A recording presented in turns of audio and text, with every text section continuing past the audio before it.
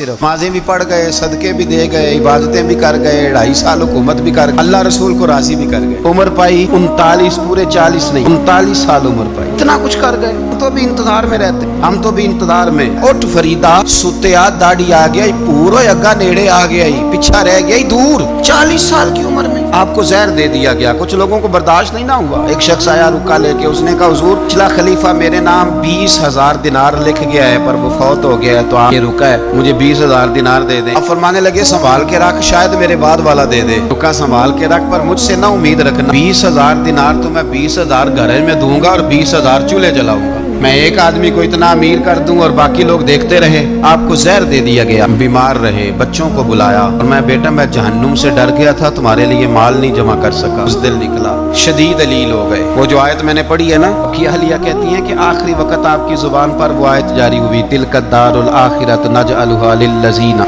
ला युरीदूना उलुव्वन fill अर्दि वला फसादा वल आकिबतुल लिलमुत्तकीन। मैं ये आखिरत का घर है, उन लोगों को मिलेगा जो ना जमीन में तकब्बुर करते हैं ना फसाद चाहते हैं। ये आयत पढ़ी और रूह परवाज कर गई। मरने से पहले, विसाल से पहले 10 दिनार या 20 दिनार दे के अपने बेटे को भेजा। फरमाया गाँव में जाओ और मेरे लिए जमीन खरीदो कब्र के लिए। अगर गाँव वाले खुशी से दे दे तो खरीदना, तो उन्हें दिक्कत हो तो उन्हें तंग ना करना। 10 दिनार की जमीन खरीदने के लिए जब बेटा जाने लगा तो उसने कहा हुजूर कुछ लोगों की ख्वाहिश है कि आपका जस्ते खाकी मदीने ले जाया जाए और नबी पाक अलैहिस्सलाम के पहलू में आपको दफन किया जाए। अब फरमाने लगे पुत्र मैं इस काबिल नहीं हूँ कि हुजूर के साथ दफन किया जाए, मैं इस काबिल नहीं हूँ। इस तरह करना, मेरे पास हुजूर के कुछ नाखून और बाल हैं, जब मेरा इंतकाल हो जाए तो मेरी कब्र में रख देना। और फिर हजरत उमर बिन अब्दुल अजीज ने फरमाया मुझे ना सस्ता कफन देना 2 दिनार का, इससे ज्यादा कफन ना देना, 2 दिनार का कफन। हुजूर आपका माल है कुछ पड़ा हुआ तो उसमें से अच्छा कपड़ा खरीदा जा सकता है। फरमाया ना भाई 2 दिनार का कफन खरीदना।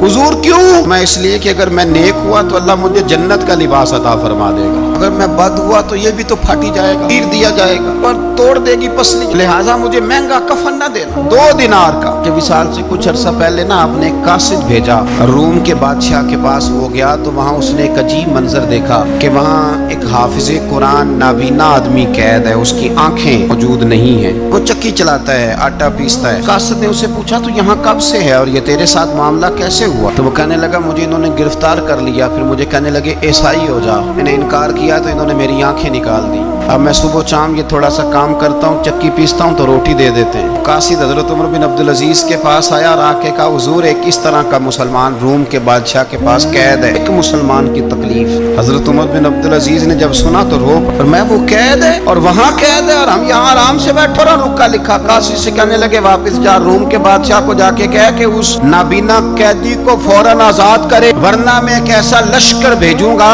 कि इतना बड़ा लश्कर भेजूंगा कि उसका पहला आदमी तेरे पास होगा और आखिरी मेरे पास होगा। तुझे फिर वो बंदा छोड़ना पड़ेगा, तो अभी छोड़ दे, मैं तुझे पैगाम दे रहा हूँ। कासिद कहता है जब मैं रुका लेके पहुंचा, जाहिर है बड़ा लंबा सफर होता था, आने जाने में महीनों भी लग जाते थे। मैंने रुका दिया तो उसने पढ़ा, कहने लगा मेरी तरफ देख के रुका मैंने पढ़ लिया है, उलमा को जानते हैं, अजरों को जानते हैं, तो बादशाह भी बादशाहों को जानते हैं। और मैं तुम मुसलमान हो मैं नहीं हूँ, इतनी तुम इस दरवेश की कदर करते हो, मैं तुम सबसे बढ़कर कदर करता हूं। मैं इस बंदे को लश्कर लेके आने की तकलीफ नहीं दूंगा, मैं वैसे ही कैदी आजाद करने लगा, ले जाओ। मुझे चंद दिन वहां रहना पड़ा, कुछ लवाजमात थे जिनके लिए रुकना पड़ा। एक दिन मैं शाह रूम के दरबार में गया तो वो तख्त से नीचे उतर के रो रहा था और उसकी हिचकी बंधी थी और उसके सीने से आवाज निकल रही थी। मैंने पूछा लोगों से क्या हुआ? कहने लगे खुद ही पूछ लो। मैंने जाके कहा बादशाह क्या हुआ, क्यों रो रहे हो? तो कहने लगा आज धरती का हुस्न उठ गया है, आज सिंगार खत्म हो गया, आज धरती का हुस्न उठ गया। मैंने कहा क्या हुआ? कहने लगे उमर बिन अब्दुल अजीज इंतकाल कर गए, हमारा अमीर चला गया। तो मेरे दिल में ख्याल आया, मैंने आह भरी, मैंने कहा फिर हमारे लिए क्या हुक्म है? फरमाने लगे वो चलता फिरता राहब था, लोगों के पास कुछ नहीं होता तो वो फकीर होते हैं, पर उसके कदमों